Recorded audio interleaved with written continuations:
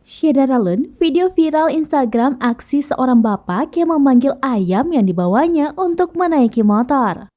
Bapak tersebut memanggil ayamnya yang sedang bermain di jalan. Ayam yang dibawa bapak berkaos hitam tersebut tampak sedang menunggu di samping motor pada Senin 21 November 2022.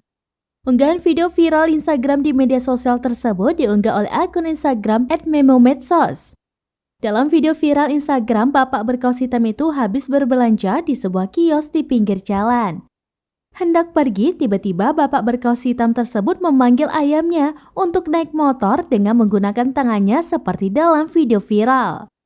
Tampak dalam video viral Instagram, ayam berwarna hitam itu pun langsung loncat ke atas motor milik bapak berkaos hitam tersebut. Lucunya, ayam berwarna hitam itu pun bonceng bagian belakang dari motor bapak berkaos hitam itu. Saat motor bapak tersebut jalan, ayam milik bapak tersebut tampak berhati-hati saat naik di atas motor. Ayam tersebut membalikkan badannya ke arah belakang motor dan sambil duduk. Seorang perempuan yang memvideokan aksi bapak berkaos hitam dan ayamnya tersebut dari dalam mobilnya ngakak. Samugara.